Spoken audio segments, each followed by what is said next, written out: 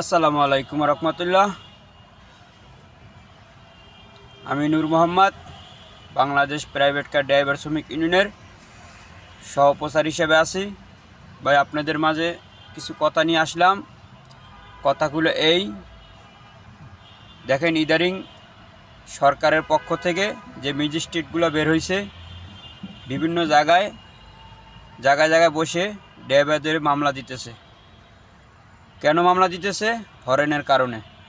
ঠিক আছে, মানলাম হসপিটাল এবং মেডিকেল, মসজিদ, ইত্যাদি ইত্যাদি জায়গায় হরেন দেওয়া নিষেধ, মানলাম আমরা। তারপর হরেন দেই, সেই বিদায় আমাদের মামলা দেয়। আপনারা সেইটাই তো বলতে চাইতেছেন। আমরাও বলতে চাই, আপনারা যে রাস্তাঘাটে চলাফেরা করেন, আপনার তো যে কোনো একটা গাড়িতে চলেন, আপনারা তো কোনো ড্রাইভারের পিছনে বসে যান। আপনিও ড্রাইভারটা জিজ্ঞেস করবেন যে ভাই তুমি হরেনটা কেন দিলা, বা আপনিও ফলো করবেন যে ড্রাইভারটা কেন হরেন দিল। আমরা যে মসজিদের সামনে আমরা চাই না হরেন দিতে, আমরা চাই না মেডিকেলের সামনে হরেন দিতে, আমরা যেসব জায়গায় হরেন দেওয়া নিষেধ আমরা চাই না। আমাদের বাধ্য করে, কে বাধ্য করে? Motor cycle. কে বাধ্য করে? সিএনজি। কে বাধ্য করে? অটো। আপনারা বিশ্বাস করবেন কি না জানি না, আমরা যতক্ষণ স্টারিংয়ে বসি প্রতিটা সেকেন্ড আমাদের মাথা টেনশন থাকে, কে কোথা থেকে এসে মাইরা দেয়।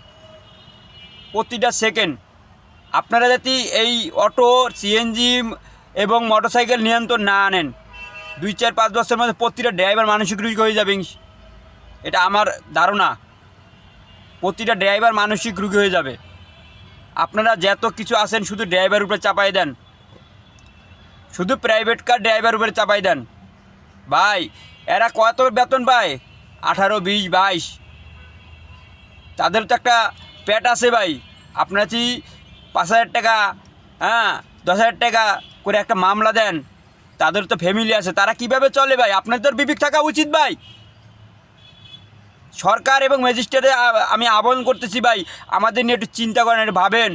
আমাদের মাধ্যমে কিন্তু আপনারা চলাফেরা করেন ভাই, আমাদের ছাড়া আপনারা চলাফেরা করতে পারবেন না ভাই। জুলুমের পতন আছে ভাই। আপনারা যেভাবে জুলুম করতেছেন ড্রাইভারদের উপরে, অতিরিক্ত করতেছেন ভাই। আপনারা ইতিহাস ঘাটেন, ইতিহাস দেখেন, জুলুম কিন্তু বেশি দিন টিকে না ভাই। এভাবে জুলুম আর আমাদের অন্তত প্রাইভেট কার ড্রাইভার উপরে করেন না ভাই। কারণ আমাদের ভাই, আপনি দেখেন, আমাদের ফ্যামিলিগত চাপ, এই রাস্তার চাপ, আপনাদের স্যারের যে আমরা যে ডিউটি করি তাদের চাপ, আমাদের কত চাপ সামলাই আমাদের চলতে হয় ভাই। তারপরে যদি আপনারা এরকম এক্সট্রা চাপ আমাদের উপরে দেন, আমরা কই যাব? আপনারা বলেন ভাই, আপনাদের কাছে প্রশ্ন। আর বাংলাদেশে যত ড্রাইভার আছে তাদের অনুরোধ করছি ভাই, আমাদের বাংলাদেশ প্রাইভেট কার শ্রমিক ইউনিয়ন যে সংগঠনটা আছে, আপনারা আসেন এখন।